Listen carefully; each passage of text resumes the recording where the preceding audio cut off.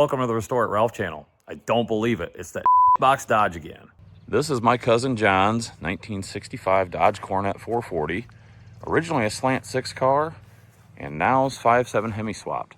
So this is about 80% original paint. It's like a 76,000 mile original mile car. And so we've got a 5.7 Hemi stuffed into a Survivor, and man, is it fun. So this car has a 5.7 Hemi out of a 2012 Charger, and it's cleaned up, bolted in.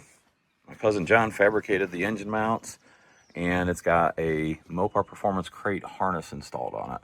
So he's been working on it for the last 4 or 5 months and got it nice and tidied up. This is a really nice install, and really happy with how this thing is turning out. This car has been in the works for about 5 years, but realistically, in the last 6 months, it has come together. It is a pretty fresh build, like it was wrapped up last week. So we had to go out and test it and tune it and do an alignment on it.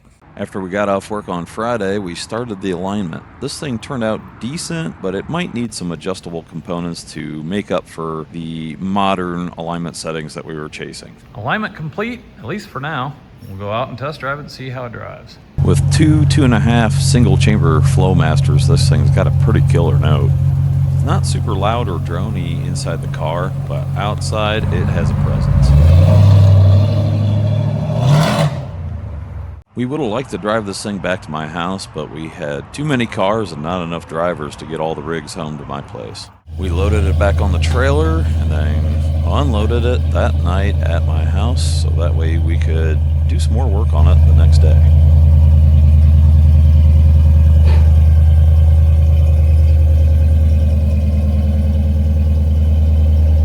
The next morning, we bought a couple credits from HP Tuners and read the factory PCM that came with the Mopar Performance crate harness.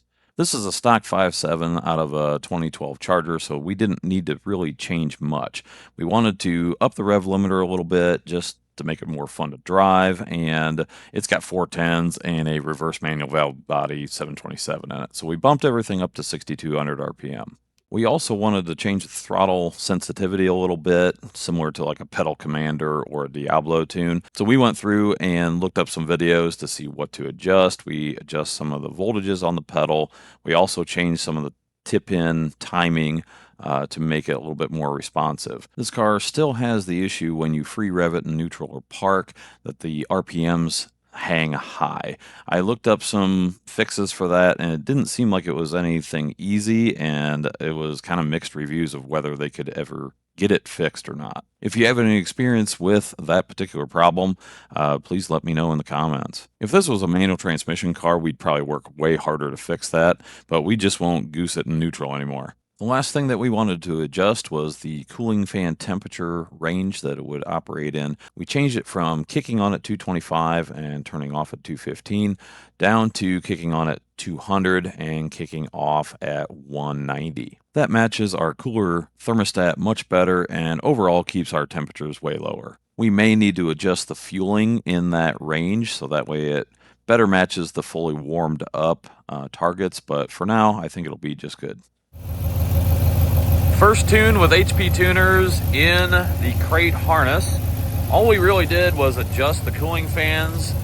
We've got a 180 thermostat in the car, and so we adjusted it to where the fans kick on at 200 and then kick off at 190. They were set to 225 and 215 from the factory because it had a much hotter thermostat in it.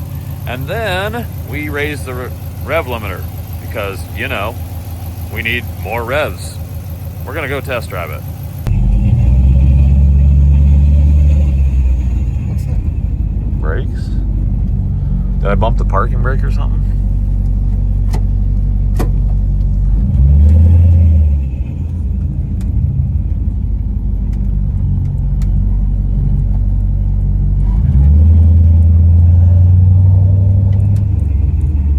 Something's rubbing. So the traction bars were scraping on the wheels. We just need to move them forward, no big deal. For the moment, the traction bars are off, And yes, traction bars don't belong in a Mopar, I know, but it looks cool, so we'll trim them and put them back on later. At this point, I screwed up and didn't know I was filming, but I'm going to leave the footage in, even if I have to bleep out some curse words. It did that one other, and I thought it was because I cranked it too fast. Is it the key switch, maybe? I don't know. Maybe the key switch is It not to could play be. in it. My dart's been that way for... I gotta actually lift up on my key to freaking make it no do shit. stuff. Yeah. Should I go left? Or go right first? Let's go right first. Okay. Holding a laptop and a phone, I'm gonna fall out. How does it feel? Dude, I mean, we haven't gone straight it up. That's true, yeah. I mean, dude, It doesn't feel jumpy or anything. the steering is tight. Okay. At this point, we crested a hill at about 40 miles an hour, and there was a huge dump truck blocking both lanes. Say, yeah. Wow. Fucking A. Woo. Brakes work. Brakes work.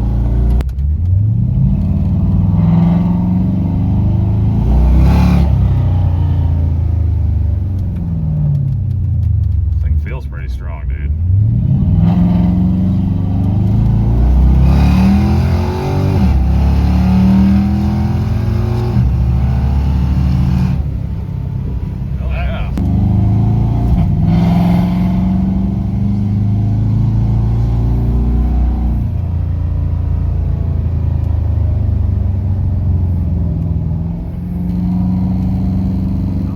More dump trucks, my God.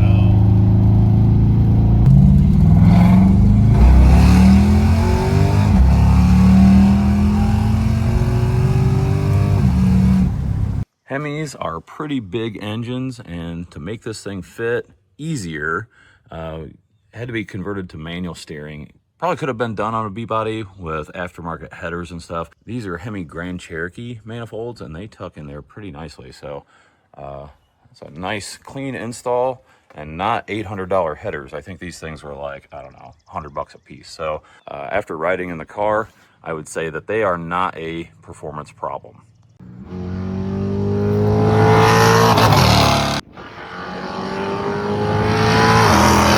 After verifying everything was good, we popped the draggy in just to get some numbers on this thing.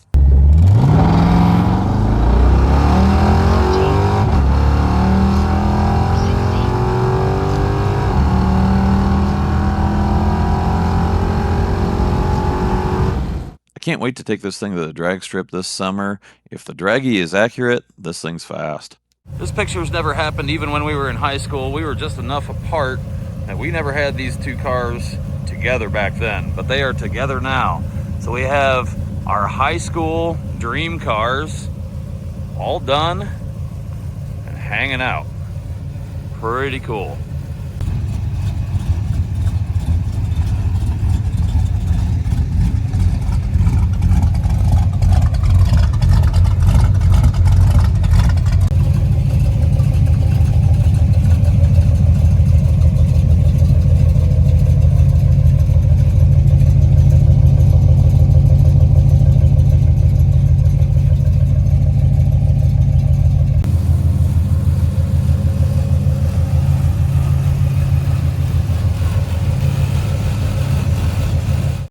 The interior of this car is all original. Yes, it has some wear on it, but the reality is it is clean for a, what, 50-year-old car. So carpet kit, maybe some seat repair, this thing will be pristine.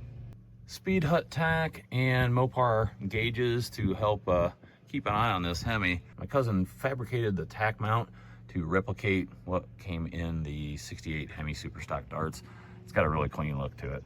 I like it. This is the Box Dodge, and that reference is from the Blues Brothers movie. My cousin had a 65 Coronet 4-door when he was in high school and painted that name on the back of it when he had it. And that is actually the tail panel off of his car from high school on his new and improved high school dream ride. I've had a blast helping John put this thing together over the past couple years, and man, did it turn out great. That's going to do it for this video. Don't forget to like, comment, and subscribe to the Restore It Ralph channel.